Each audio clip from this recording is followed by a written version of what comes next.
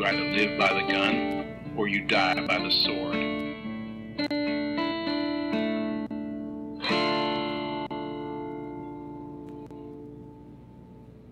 Welcome to The Good, the Bad, and the Weird. I'm Nico. And I'm Chris. Hey, Nico, what you got in your basement? I don't have a basement. I live in an apartment on the second floor. So you're telling me it's not some poor kidnapped woman? No, I'm terrified of the dark. I don't like being in dark basements. Well, this week we watched the Poughkeepsie Tapes. Poughkeepsie? Poughkeepsie? Poughkeepsie. It's Poughkeepsie, New York. Gotcha. We watched that one. Yeah. A little lesser known film. It was supposed to come out in 2007 and was pulled from theaters 2 weeks before its actual release. Yes. And then, 2 years later, it was released on MGM's streaming service for, 2 days. Yep. And then it didn't get a DVD release until 2 years ago. Yeah. Finally, well, yeah. And I snatched that bad boy up at the moment I saw I could pre-order it. Nice. Yeah. This one I hadn't heard of outside of just the general, base knowledge. Hadn't watched it before. This is definitely not your typical moviegoer's cup of tea. No. Speaking of, to help figure out what this movie's about, we're drinking Bloody Marys. So this is a murder. This is a murder. / realistic mockumentary? Yeah, well, pseudo-documentary. Yeah. We kind of picked this just so we could talk about murder. Yes, but also the reason we picked this one as opposed to a happy, friendly, Sherlock Holmes murder. Or Zodiac. Or a real documentary is because this one's fake.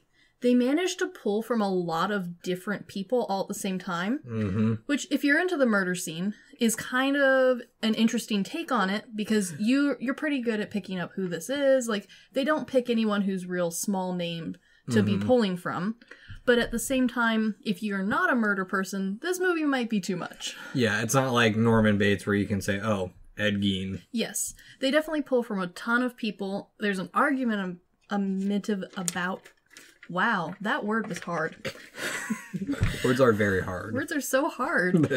There's a bit of a debate that you could have on who is being represented in what scene, because, you can only be so creative with your murder. Mm-hmm. And on top of that, by making it into this fake documentary style, it also plays off of all of those documentaries that, again, we could have watched one of those, but why wouldn't you watch a fake version so you can talk about all of them? Yeah, and also, for the group of friends we got together, I thought I gave them enough warning. That's how well this movie was done. It's very realistic in some of its scenes. Yes, and for me, because I rewatched it after us watching it, because I had a few drinks while we were watching it, so I wasn't gauging people's reactions. And I rewatched it, and again, for you or me, it didn't really faze us, but... No, but at the same time, a good way to judge whether or not this movie is for you, because this movie was well done. I did enjoy it, from a study sort of way. If you have a hard time being phased out by any of the more realistic scary movies, where instead of there being a ghost or something, it's more people-based, you might find this movie interesting. Yeah. One thing to take with this movie, too, that I kind of started thinking about, because I had been listening to some interviews with Quentin Tarantino, and they were asking him, have you ever gotten so into a movie you forgot it was a movie? And he says, no, there's a couple moments where, I got sucked in, but I know I'm watching a movie still. Yeah. And I think that was a good reason. If you're going to start getting into that kind of thing, this movie is a good choice for that. Definitely. Because it's a piece of fiction. Yeah, it's inspired by or pulled from a lot of different sources, but at the end of the day, it's still fiction. Yeah. And I think part of the way that this was done that helps break you from that reality that a lot of the ones that you and I have seen that are more realistic, that are a little bit harder to break that reality check, The way this one was filmed, the entire time you're watching it, you can feel it's got that low budget quality, which doesn't bother me. I rather like low budget films for the most part, but this one, doing it somewhat intentionally, kind of helps make you feel like you're watching a documentary of a documentary. That actually was their point. So this film is written, directed, and produced by a brother team, John Dowdle and Drew Dowdle. Yeah, sorry if we don't ever pronounce anything correctly. English is a weird language. You say it one way, someone says it another way. And on top of that, we're in the Midwest. Good luck. But they wanted this movie to feel low. They wanted it to be low budget, but feel high budget. Yes. And on top of that, they picked a non-cameraman to shoot most of the film. So it was an amateur shooting it, as the killer would have been an amateur. Yes. And I think that really did help, because the scenes where we're brought back to current times and talking with the police and the reporters and the family, those feel very much like a very old clip from CNN or 60 Minutes. Yeah, which works really well. Yeah, the movie started up, and 5 minutes in, one of our buddies pops up, and he's like, "This is kind of like a CNN documentary, isn't it?" It's like, yes. Yeah. If CNN had no filters, this is very much that same vibe. So the premise of this movie, since, we've already jumped right in, and this isn't a well-known one. So the premise of this one is that there's a absurd number, I think it's like 500 tapes or something like that, found. Yeah. An absolutely crazy number of tapes found in a home that are all documentation of a serial rapist and murderer. And one of the kind of interesting things that this movie did that I didn't really catch, because again, not good with names, but so something that this movie did that kind of added to that layer of creepiness is at no point during the movie do they call the murderer by his full name. He's given a pseudonym name pretty early on, which is pretty accurate for how a lot of murderers in real life are. Like, it's pretty easy to say toy box killer. It's a lot harder for people to know who David Ray is. So, you're a murderer. You get a middle name, David Parker Ray. And on top of that, you never actually see his face. No, they do a very good job of making sure that even when he is in the full scene, he's got a mask or something on. Yeah, and that's one thing they talk about is just the buildup of his crimes, which they did a fantastic job too. Yes. Like, the movie starts off with them specifically saying, there's been this serial killer, we found these tapes. Yes. You start off with meeting the landlord, the profiler, the guy who had to log and document the tapes. Yes. And then it quickly goes into, okay, here's his first known killing. I also think that the way that this one did, especially if you're able to detach yourself and watch this film, that like we are, this film does a really interesting job of kind of portraying the progression of what we know murderers do. He starts off, the one that we know he starts off on, while still a severe crime, he kidnaps like an 8 or 10-year-old little girl from her front yard. It's not really a high-risk crime, especially since this movie's set, I think, in like the 70s or 80s, like late 70s, early 80s. Because he's still using a camcorder to put it on VHS. Yes. And, prime time for murder. Maybe early 90s. Yeah, and like those were prime time for murderers. It takes away, like we've said in the past, the technology savior card that a lot of horror movies have problems with nowadays.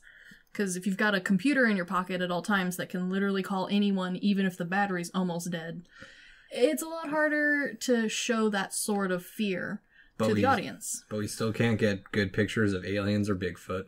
They're out there somewhere. Someone's hoarding them, I'm sure.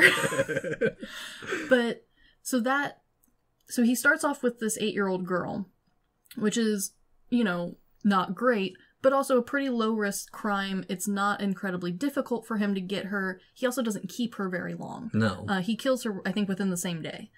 And then it progresses to his final victim, who he keeps for a really long time. Long enough for her to be completely reprogrammed and trained and have a lot of problems. Yeah, and here's the thing for me, because this is so where it starts off is him documenting it. Yes. So this is a guy who's used a camera quite a bit, because if you know he's setting up the shots, he has a little bit of experience of doing home videos or stuff like that. Yeah. But I think kind of like Ed Kemper, the co-ed killer, how he started like, oh, I'll put a gun in my car. If this person talks to me this way, then I can kill them.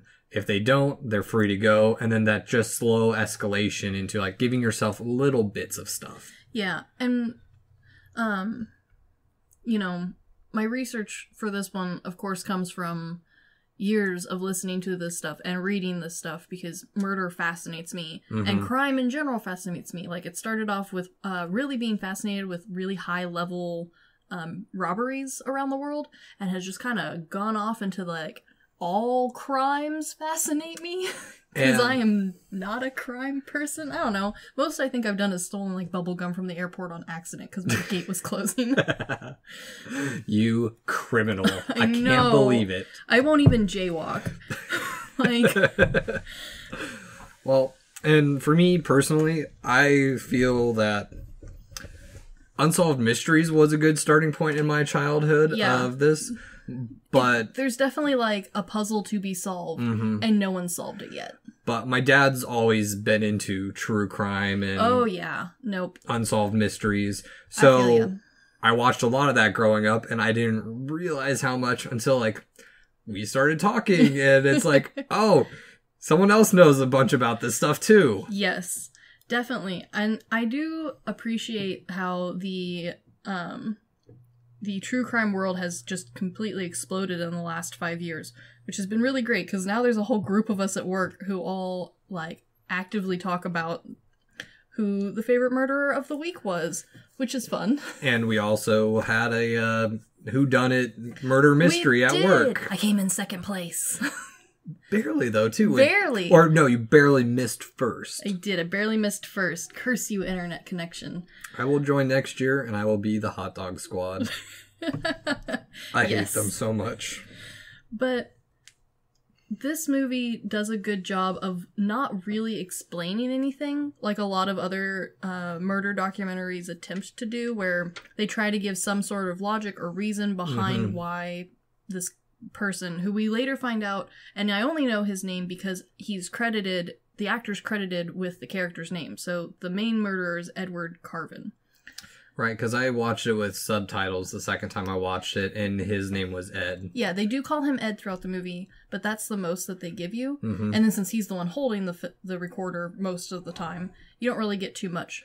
But because he's not really given a name or an identity, he's just given his like overarching serial killer name. He's kind of this vague embodiment, so there's not really a backstory for him. There's not a motive really given to him like we try to do with all these other murders or mysteries, or even the more lighthearted ones like Clue, where it's all about whodunit. This one's not about whodunit. We know whodunit. It's more about what he did. Yeah. And also the just the documentation of it. Because, and this is an interesting thing, because a good chunk of the serial killers, the reason we know so much about them is because they like to talk about themselves a lot. Yes. They're very narcissistic. Yeah. And, like, I know there's been quite a lot who do, in some way, record their actions and their crimes, but I don't, and if so, maybe not caught, I don't think anyone in real life has made 500 videotapes of their crimes.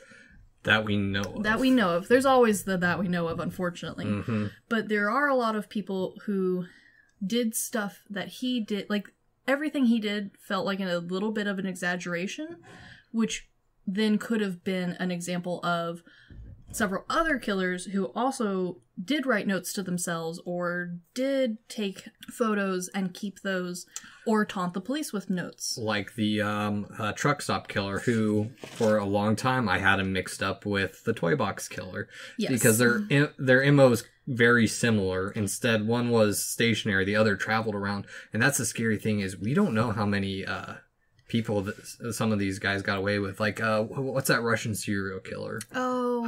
Chikatilo. Yeah. Yeah, we still don't know how many he actually got away, or how many he actually did or got away with. That's true. And then this guy in particular, while he did hit a lot of different people to me, like again, like you said, the Toy Box Killer, he really reminded me of the BTK Killer as well. Yes. This one shows him trying to give taunting messages via the surveillance footages, which the missed one letters. It's clearly in the 90s MapQuest. Oh yeah, MapQuest. But that I miss MapQuest. But that's later in the movie, so that could be partway down. Yeah. Because we don't know how long he's been active. No, and I think the vagueness of that does add both to the scariness of this movie, but also lets you fill in the blanks where you kind of want to, because he also kind of had some Son of Sam qualities to him with the theatricness of the tapes. You could compare that to Son of Sam's letters and how theatric they were. You could compare both what he did and his letters and his keepsakes as kind of closer to the BTK Killer, or maybe even the Happy Face Killer. That one's, yeah, Happy Face is kind of up in the air though, because there's people graffiti and a lot of smiley faces, and people just happen to die in low income areas where people graffiti. Yeah, but the guy who, wrote some of that stuff would then go on to write a couple of paragraphs, or I think maybe even a full page, about how much he enjoyed being a horrible person, which is kind of similar to this guy. We never see him feel any sort of regret or remorse of any kind for this. Every time he gets away with it, just seems to be more empowered to do it again, which I guess would be more realistic in a way for how some of these people think, because especially with the, fun murders. You know what I mean? Yeah, I know what you mean, but... Like the Agatha Christie murders, where it's a cute little whodunit, and the bad person is the Scooby-Doo who you met at the beginning, and they're not really that bad of a person, they just killed a couple people. They're never monsters. They're always people under the mask. Exactly. Those sort of film adaptations of a murderer always give this very clear right and wrong. You usually get some sort of remorse or anger at the end. This guy didn't have any of those feelings. He only had kind of a neutral feeling the whole time. Kind of reminds me of Kevin Spacey's character in Seven. Yeah. Which you tell he's a bad person, but they don't give you the full backstory, which I think is the best thing, is because even when serial killers talk, you have to take it with a grain of salt, because they're the most unreliable witness for the most part. This is true. And then you just keep watching, it's always that mystery of is this what they really thought, and that's part of the charisma of Ted Bundy. Definitely. Or the Manson group. That was kind of the whole reason that they're still as big as they are, is because trying to understand the psychology of it is a very interesting subject. And it's part of the reason why I think the true crime group is as interested in it as we are. We really would like to understand and know. And as gruesome and upsetting as this film is, I think it paints a pretty realistic, even though I don't want that to be I'd like there to be a nice Scooby-Doo outcome to all people. But I don't think that's realistic, and this movie does a good job of showing how that could be challenged. And that's the thing, and I was talking to Elliot today about this. Part of what makes some of these films so great, Tarantino films or Coen Brother films, yes, is because the main characters are ambiguous. They're not this clear definition of good. They're not this clear definition of evil. They're just a person. Yes. And we really do get that from everyone around it. It just feels like people doing their jobs. Yeah. And all the interviews, at no point was anyone giving an overwhelming characteristic for us to tie to. Even the main kidnapped girl isn't really given an identity other than the kidnapped girl. Other than being a slave. Yeah. That's the only identity she has. But also, at the same time, it's kind of it's how documentaries portray their ideas to people. Yeah. I talk about this film a lot. My favorite film, or one of my favorite films, Cannibal Holocaust. Yes. Where it starts off like, oh, this horrible stuff happened, but then you get to the other side of it and you see the rest of the footage they don't show you. Yes. It's a good example. This one, I think this one does a really nice job with the, like, news bit parts, because those people don't really have any characteristics or defining features, but because of that, I think that's what makes it feel like a more realistic documentary, especially for one that would have been, like, they're trying to aim for one of those ones that's on a time limit, they're trying to hit a certain, like, news group, so they're not trying to hit any real buttons, but at the same time they need to get these facts out, can you say that line again, but more like this sort of documentary. Which, I don't know, I've seen so many of them that this one just kind of kept going with that theme. It didn't really break any of those, which was a really nice example of a fake documentary, because so many of them do miss that hit. You know, they're a better documentary than, like, an actual one would have been. Like, there's more art put into the filming, there's more dialogue given, there's more back and forth. And I'm not saying those documentaries don't exist, but they are not the stereotypical norm for, especially for a murder documentary. And one thing they did really well with this movie too, instead of just keeping it in its own little universe, they also tied it back to the real world, where the FBI profiler, he says he got the chance to interview Ted Bundy. Yes. And on that point as well, if I remember right, because I haven't done a lot of, like, research into, like, the Mindhunters or anything, and I know you and your husband have watched that whole series. Yes, we have. If I remember right, they did actually contact him, and part of what he helped with was finding the Green River Killer, the one who would go back to the corpses. And they kind of tie that into, again, this goes back to, he's kind of this amalgamation of different serial killers. Definitely. And especially if you are somewhere in between the Criminal Minds and the Mindhunter, and then a very realistic film like this, watching the actual interviews with these people is a really good way to, like, set your tone and mind for this movie. Because they don't ever talk like how you imagine a bad guy to talk. I don't know how you imagine a bad guy to talk, but they always come off, even in the same person, different interviews, they always come off a little different than I thought, because I think a lot of it's mostly an act for them, which makes sense, I suppose. But that does help start your understanding of this movie better, because we don't really get a true interview with this killer.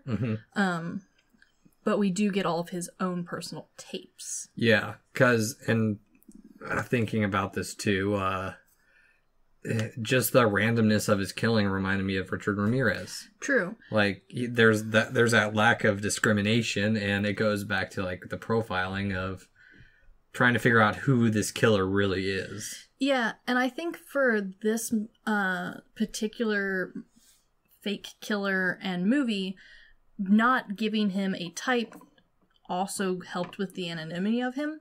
At no point did you feel like you could really pinpoint him to having a specific motive, unless you're really good at this, and I'm not. But no. Because it seemed to kind of branch across a whole bunch of different people, that kind of left you with, you know, it could be anybody.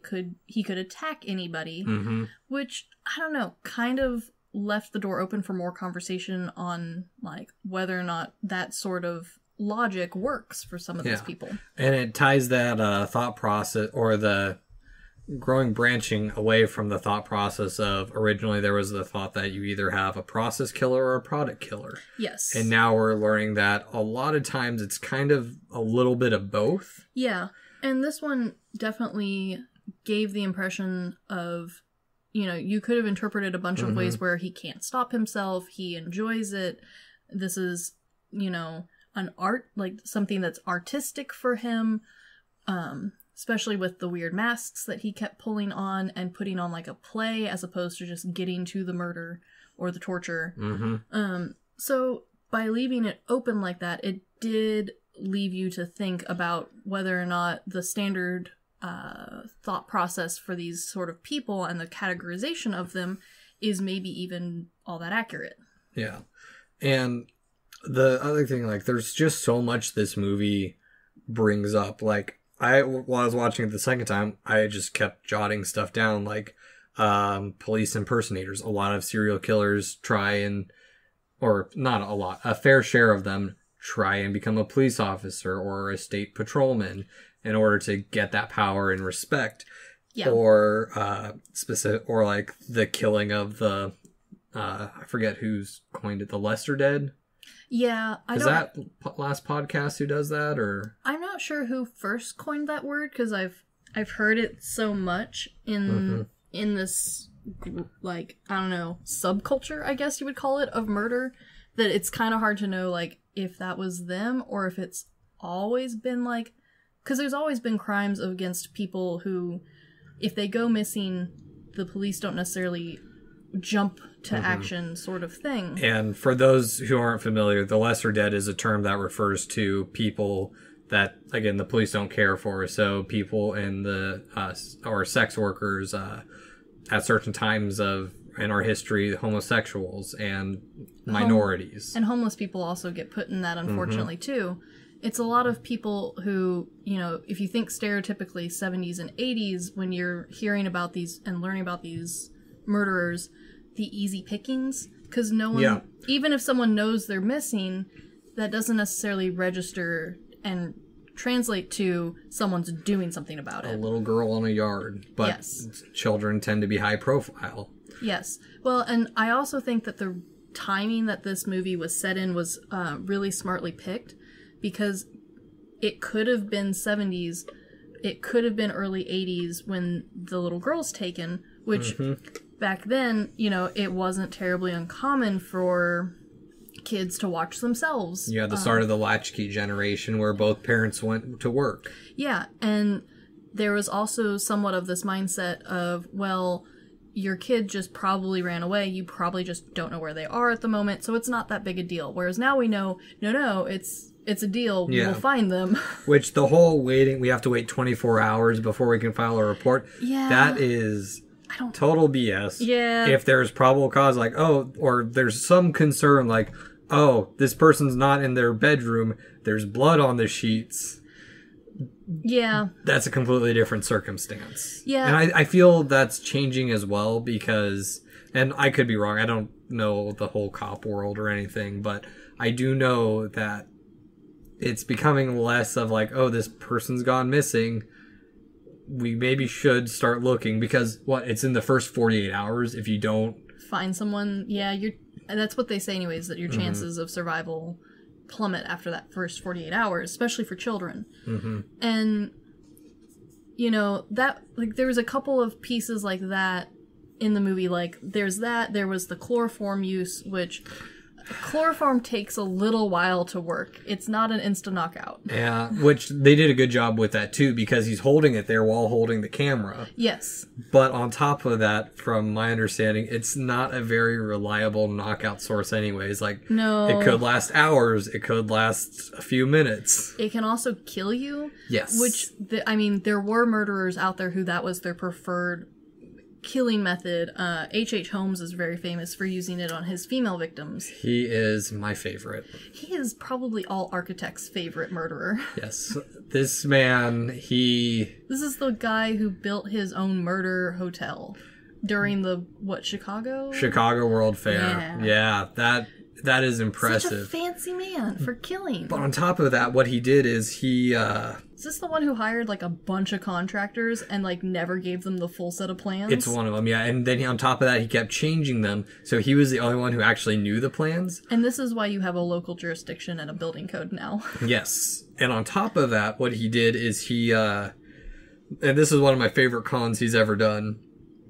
He purchased a safe from the bank. Yes, as one does. Which he used to suffocate people in. I mean, that sounds like a safe place to do that. Built the building around it. And then stopped paying the bank. And then the bank's like, we're going to come and take that. And he's like, any damage you do to my building, I'm going to sue you. And they left him alone. So much genius wasted. But this is back in the day when, like, this is back in the U.S. history where Jack the Ripper was going on, and people are like, that would never happen in America. Yeah, this is also, back in the day where you could buy a human-sized safe from the bank. Yeah. Which, old times. Old-timey murders are so charming, yet so deadly. Yeah, that's a whole nother rabbit hole as well. Definitely. But he's a good example of someone who, he didn't use chloroform to just knock someone out. He specifically used it to murder people. And so, while there's no real error in the actual movie with both the chloroform, the kidnappings, the police reports, or anything like that. In fact, there's real life ones where those things have been botched a lot worse, and it's still real life. This one does give just enough of those breaks for you to have a fun, like, oh wait, no, that is probably going to be very hard for him to suffocate this woman and hold a video camera for maybe 5 whole minutes. Yeah.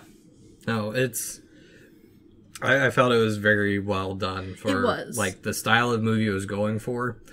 And that's a hard thing, because we have such a flood of found footage or found footage films. The found footage world is definitely a well-saturated place, especially for you and me who get car sick easily.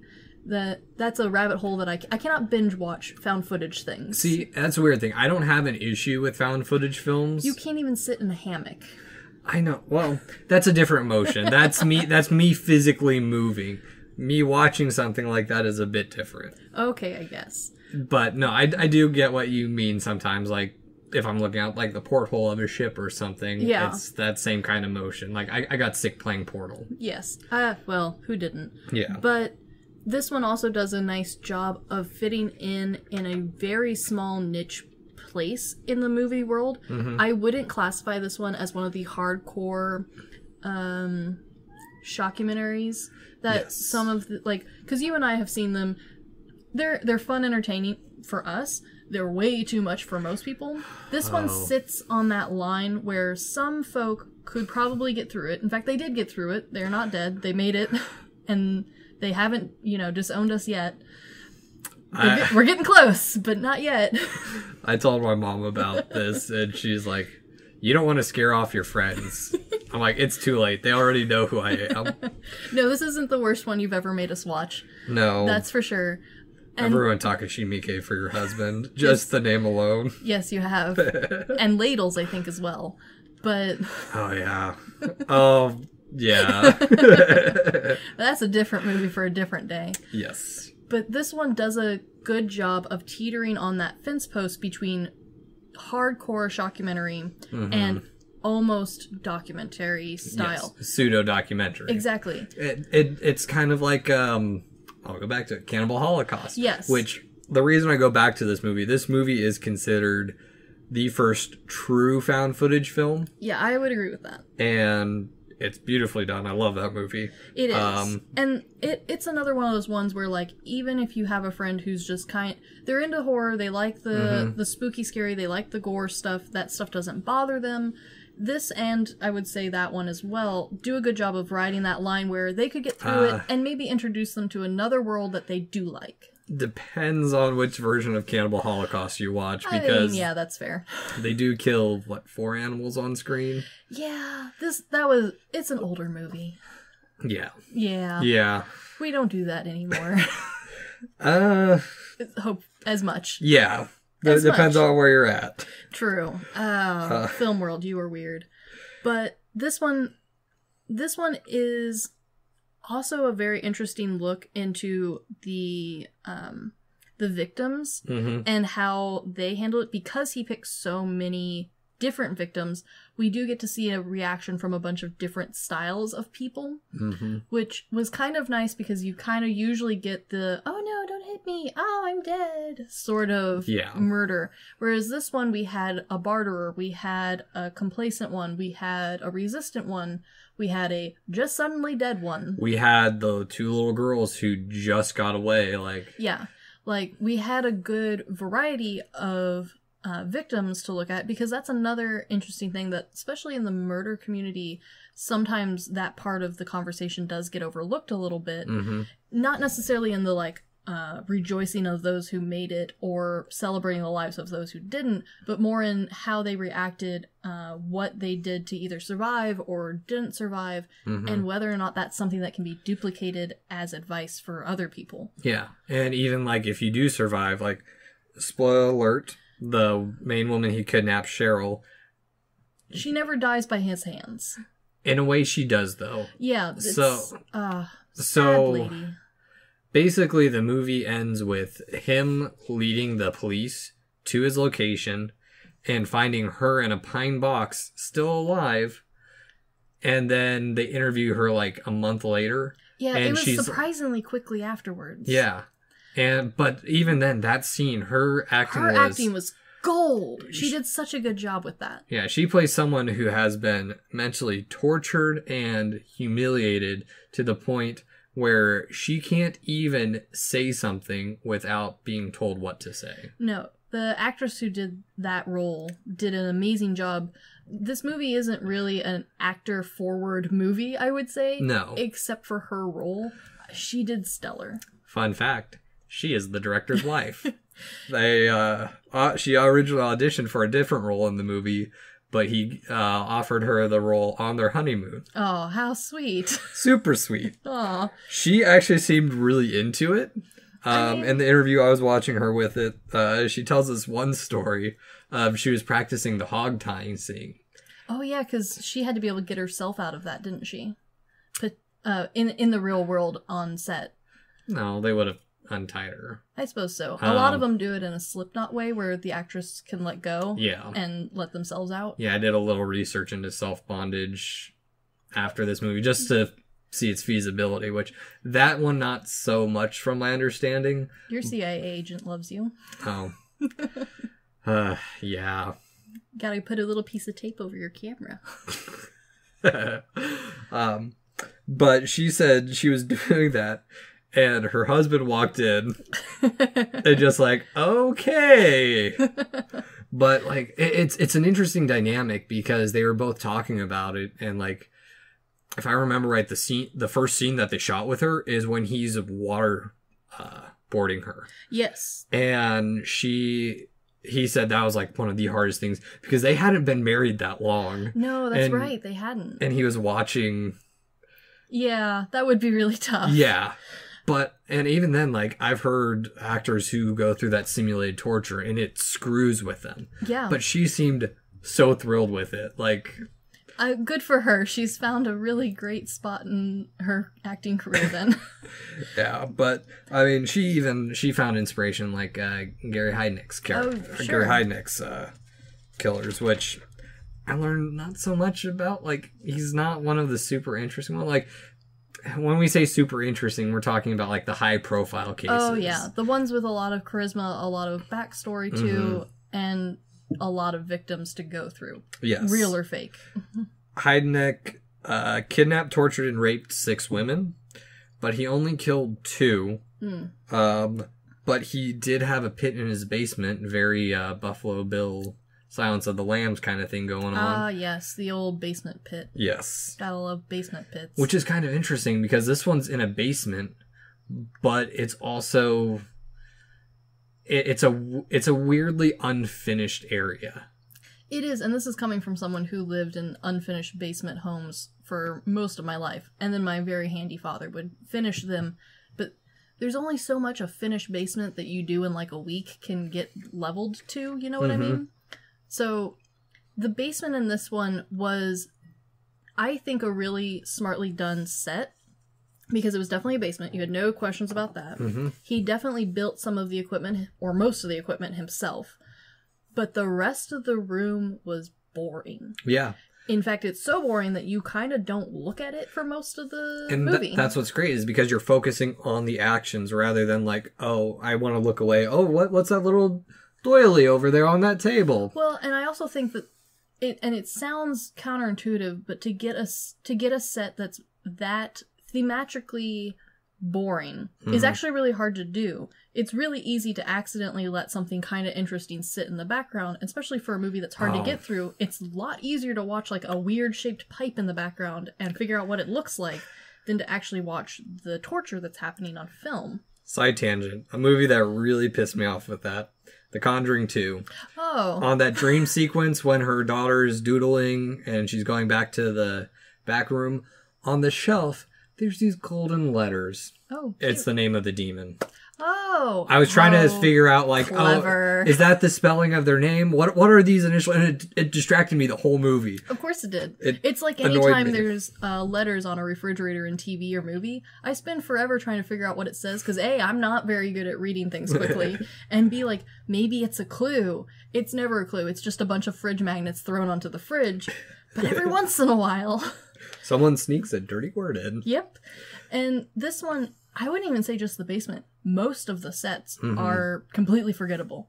Yeah. Like, I honestly couldn't tell you what this man's house layout looked like, which is very impressive since that's kind of my favorite thing to do is figure out what the realistic setup of this home would be. And on top of that, you only really see 3 rooms. And that's one thing the director and producer were talking about is, like, they had to make it work with such a low budget. One of the things, like, if you don't show a good chunk of it, you have less scenes to show. Like, you see his living room, you see his entranceway, and you see potentially what would be the dining room.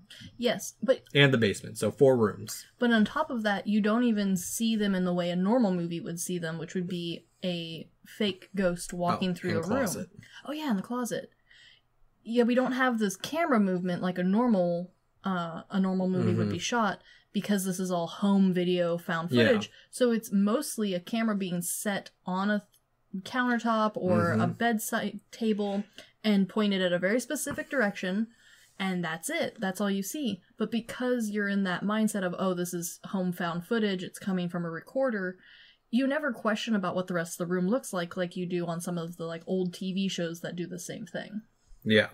And that's another interesting thing, too, of, like, him leaving stuff around. He does leave a lot of things around, and did it annoy the crap out of you that no one noticed the recorder just sitting around places when he would leave it places? Because, boy, it bothered me. Yeah, especially like a 90s recorder. But they're not small. The thing specifically, the tapes. Yeah. And then they mentioned that there's like 5 tapes missing. Yeah. So that's kind of an interesting thing of, like, they mentioned maybe they saw his face. But I will say one thing, why this movie is so interesting too is because of being a found footage film. So many of them are paranormal, over the top. A lot of them are over the top. This one was so good. It was. And this one did a good job of being somewhere in between the found footage horror paranormal sort of movie and the more home video fun times, but maybe there's a spooky bit in there sort of thing. He's almost a ghost at that point. He's like this mythical serial killer. He is, especially in this world where he's not given a real name for the movie. He's not really shown in the movie. It's mostly you through the camera lens experiencing the victims, which I don't know. I guess that's one of the things that sets this movie apart for me. Yeah. Yeah, and I honestly, from the way the directors talked about it, and I've heard other people talk about it, this film, it's kind of this, it's such a weird film, but it just kind of fits like this little void of the in-between. Yes, it definitely found the smallest, teeny tiniest shell left on the beach, and it is the perfect match for that little tiny shell. The other thing that I really liked about this movie that did a good job of grounding it and making it feel less of the, like, found footage ones where it could be anytime, any place, you kind of break from reality sort of horror ones. This one did a nice job of not only bringing back real people, so there was good transition between, like, the real people interviews, but they also did a good job of putting a potential anger motivator in there for him. So his main break in the news world in this movie was during September 11th. Yeah, after he frames the cop, and then... Yes. Which is kind of... It was supposed to be his big shining moment, which a lot of other serial killers talk about how much they wanted the media attention, and you can see that by how much they interacted with them, how big of a setup they would get for them. Well, No, not even that. The cop killing was the big thing, but it's like 3 days later after it. It was supposed to be like him getting all of the news recognition for it, and he was completely blown over because of the 9/11 attacks. And that's another interesting thing that they bring up is, one, the killing of an innocent person due to circumstantial evidence. Yes. Which they're really cracking down on, because a lot of this forensic evidence, like carpet fibers and hairs, they're like, oh, this actually, we can't use this because we've misidentified a dog hair for a human hair before. Or even the simple fact of like, yeah, you found this carpet hair on someone, but boy howdy, wouldn't you know it, all carpets are made in almost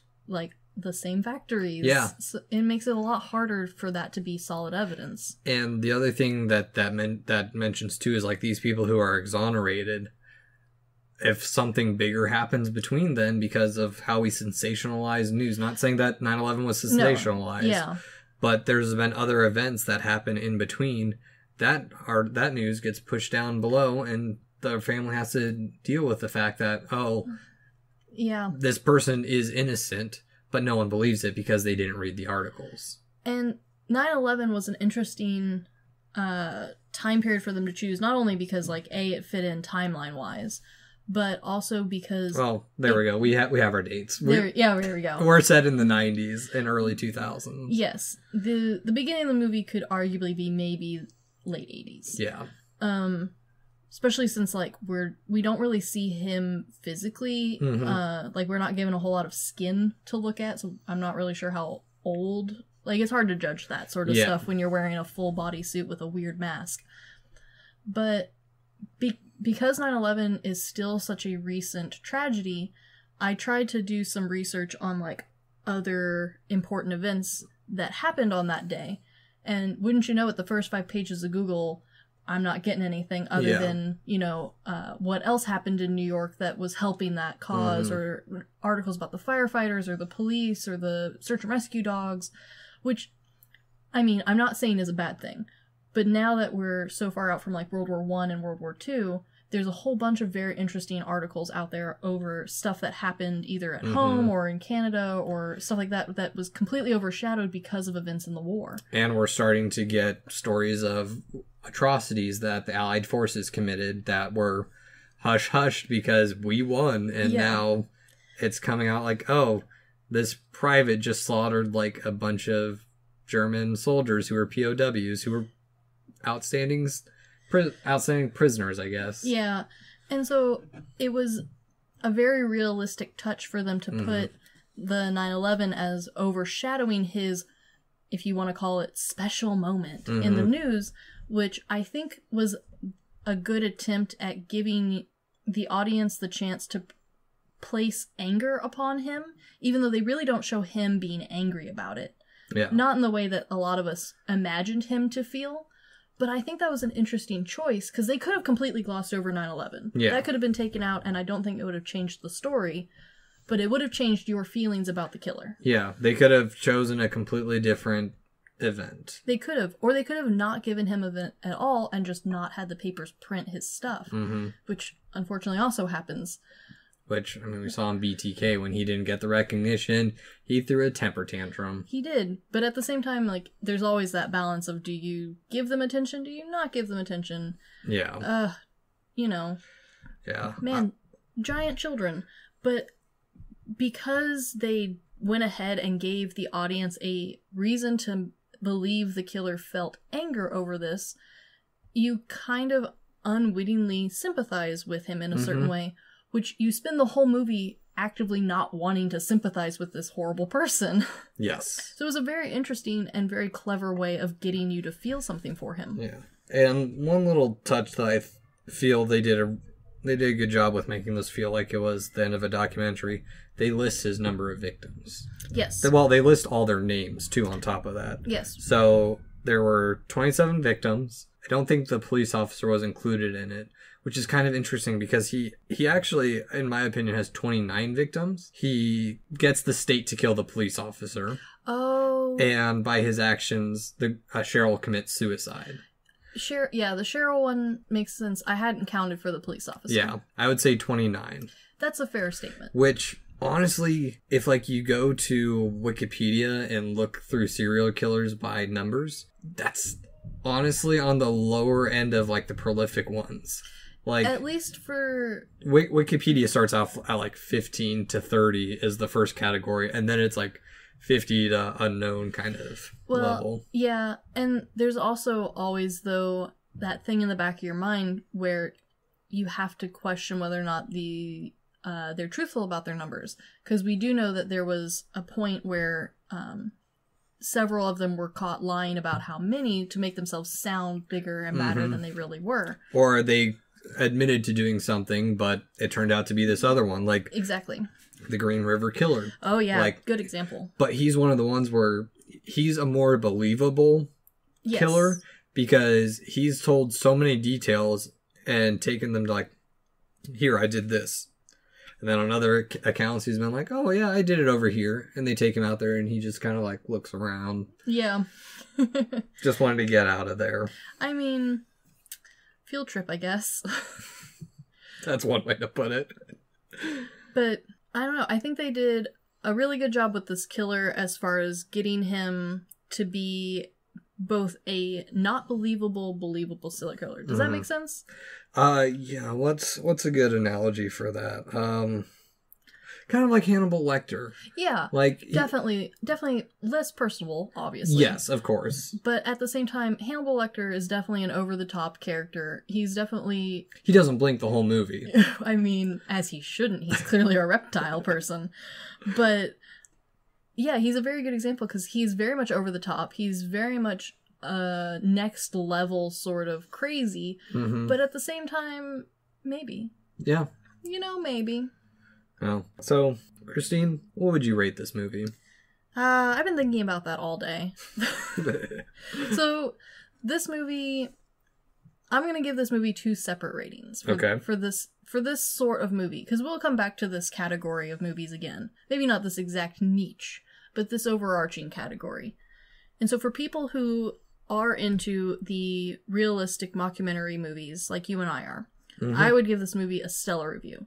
This movie was great. Definitely something that I would come back to as a study material, especially if I was coming up on some big anniversary for, like, when they caught the most recent... The Golden State Killer. Yeah, this would have been an interesting, like, throwback to, like, revisit some of the overarching themes and ideas. That would have been a very interesting, revisit. So if you're into these sort of movies, like you and I are, movie's amazing. If you are a standard movie watcher... I would avoid this movie. I wouldn't have to agree with that. I personally highly recommend this movie. It fills that little void of between the first found footage style films and our modern slew of the modern slew of dribble that comes out. Yes. It's definitely a niche category, but if you like this category, this movie is really great. Yes. If you do not like this niche category, if you do not like super realistic things, you should stay tuned for next week's movie. It will be much more your taste. Or you've had trauma in your life as... Yeah, this isn't a good trauma recovery movie whatsoever. No. This is for very stable people who maybe have had a couple drinks. Or me who had a lot of drinks and was laughing. Yes. Because I love... By the way, the fun game of what was my favorite line? Oh, well... That's hard to say. It's a very specific one. See, my favorite line was, what do you mean I have to wait 24 hours? Because our entire group, who none of them were really watching like you and I were, all of them went, that's bullshit! Well, in case you didn't guess, it's because you didn't guess it, my favorite line was, and I'd been going through like a dry spell of watching any good horror movie when I came around to watching this. It's when he has when he's imitating the police officer and she's trapped in the back of the car. Oh yeah. Let's be honest, neither of us wants you alive for what I want to do to you. That was a good line. It was so good. Very well written line. No, that's right. That's the line I told my mom, and she's like, Jesus, don't alienate yourself from your friends. Yeah, this is a good way to alienate yourself from your friends. Yes. Or if you want people to clear a room from a party. Yeah, this is a good party clearing movie. But if you do like this sort of out there, realistic, over the top sort of movie, this is a really good watch. And last little bit of serial killer trivia. Oh, I love trivia. There actually was a serial killer in Poughkeepsie. Oh, was there? Kendall Francois. What did he do? Killed 8 sex workers. Oh, so maybe an inspiration for this guy. I don't know. I don't know. I didn't. They never quote anybody for this one, so it's always up to speculation. Yep. Which, I don't know, part of the fun for me. Yeah. Anywho, this has been The Good, the Bad, and the Weird. Thanks for listening. Peace. We do not condone murder. Please don't murder people.